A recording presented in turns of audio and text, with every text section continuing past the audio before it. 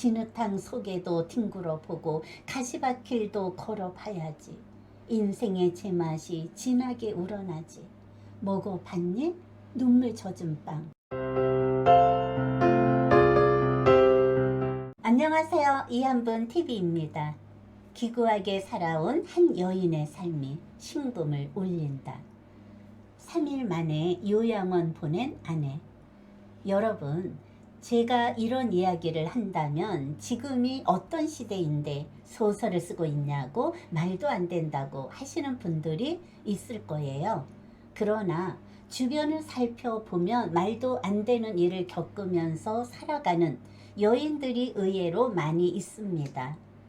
며칠 전 미용실에 가서 순서를 기다리는데 여인이 남편의 손을 잡고 걸어오는데 거동이 약간 불편한 것 같았어요. 남편이 2시에 병원 예약이 되어 있어서 펌을 빨리 부탁을 하고 자리를 떠나갔어요.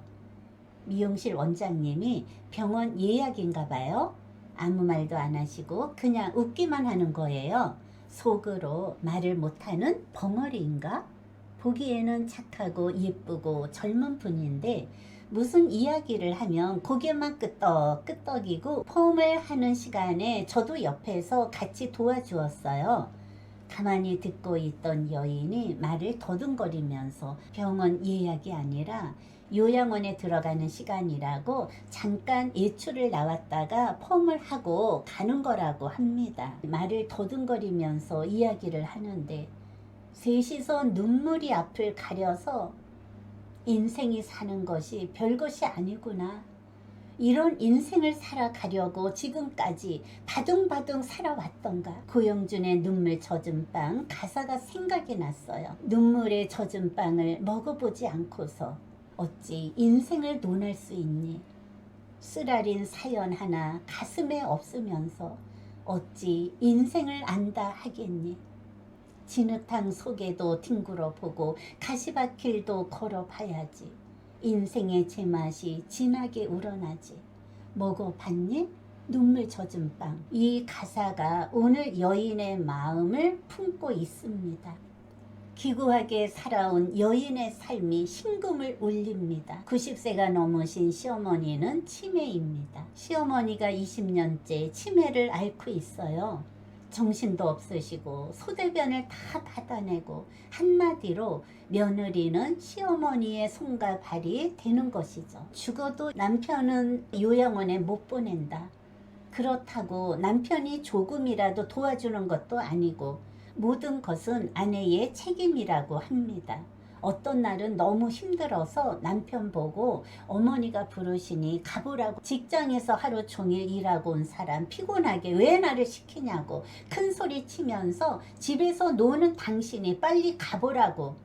이것이 무슨 효자입니까? 형제들이 오면 남편이 엄마를 돌보는 것처럼 말하고 아내는 악처가 되는 것이죠. 이렇게 20년을 돌본 아내의 인생은 눈물 젖은 빵을 먹으면서 살아왔어요. 기가 막힌 55세 된 여인의 인생입니다. 6개월 전에 어머니의 소대변을 치우고 목욕을 다 시키고 나서 너무 힘들어서 아침에 쓰러졌는가 봐요. 눈을 뜨니 정신은 멀쩡한데 몸을 움직일 수가 없고 말이 안 나오고 반신마비가 왔어요. 어머니는 온갖 욕을 하면서 몽둥이로 일어나라고 내리치고 아내는 마음속으로 어머니 그러지 마세요. 저 일어날 수가 없어요. 말이 안 나와요. 어머니 저 어떡해요. 오후에 아들이 들어오자마자 밥을 달라고 하는데 아무것도 못하고 엄마 왜 그래? 낮잠 자는 거야?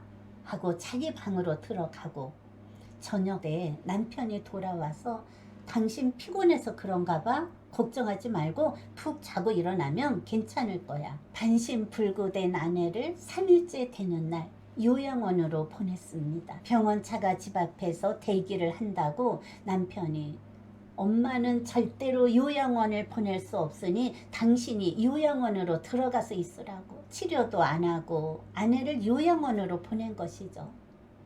아내는 마음속으로 여보 병원에 가서 치료를 받게 좀 도와달라고 마음속으로 수없이 말을 하는데 정신은 멀쩡한데 말을 못하니 무시만 당한 것이 아내가 말을 못한다고 아내의 의견도 없이 요양원으로 보내니 기가 막혀서 말이 안 나옵니다. 반신불구가 된 아내를 이렇게 버리다니.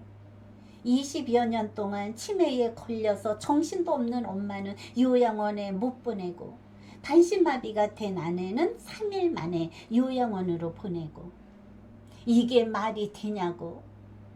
나를 어떻게 요양원으로 보내냐고. 나쁜 놈이라고. 지금까지 내가 믿고 의지하고 살아온 게 억울하다고. 남편에 대한 원망이 뼈에 사무친다고. 부부는 건강하고 서로가 필요할 때 부부라면서 이럴 수가 있냐고 소리 없이 울어댑니다. 무슨 말이 필요한가요? 같이 울 수밖에. 남편이 죽일 놈이고 원수 같고 시어머니한테는 둘도 없는 효자라고 말을 합니다. 보통 사람들의 머리로는 이해가 안 가는 것이죠.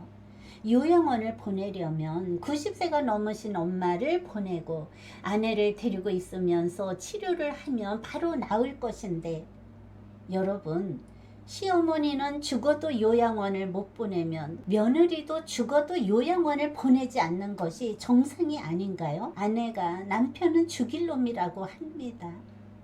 세상을 살다가 보면 이해가 안 가는 일들이 한두 가지가 아닙니다. 요양보호사가 지극정성으로 돌봅니다. 아내의 사연을 듣고 지극정성으로 돌봐주니 고마운 분들이라고 합니다. 아내가 이를 악물고 복수를 하려고 안 되면 될 때까지 노력하는 7.8기의 정신으로 도전을 해서 입소를 할 때는 걷지도 못하고 말도 못했는데 지금은 지팡이를 짚고 걸어 다니고 말도 더듬거리면서 하고 그 결과 거의 70%가 좋아졌다고 합니다. 6개월 동안의 과정을 생각하면 눈에서 피눈물이 나온다고 합니다. 남편 앞에서는 말을 전혀 못하는 척하고 있다고 하네요. 당신 조금만 더 기다려. 내가 복수를 할 것이라고. 요양보호사가 하는 말. 요양원을 보내려면 치매 걸린 엄마를 보내야지. 쓰러진 지 3일 된 반신불구 아내를 왜 요양원에 보냈는지 이해가 안 간다고 합니다.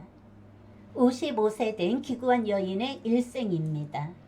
내가 지금 반신불구가 안 되었으면 지금도 하루 종일 시어머니와 입씨름을 하고 시어머니의 손발이 되고 몽둥이로 허구한 날 얻어 터지고 욕을 가만히로 얻어먹고 그 지긋지긋한 감옥에서 벗어나게 해주신 하나님한테 감사하다고 말을 합니다.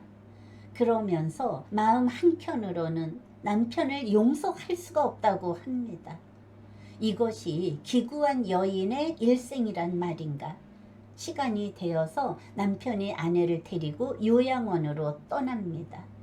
우리는 건강하시라고 마음속으로 빌면서 세상에 이런 부부도 있구나, 이런 남편도 있구나. 너무나 가슴 아팠습니다. 기구하게 살아온 한 여인의 삶이 심금을 울렸습니다. 지금까지 시청해 주신 여러분 고맙습니다.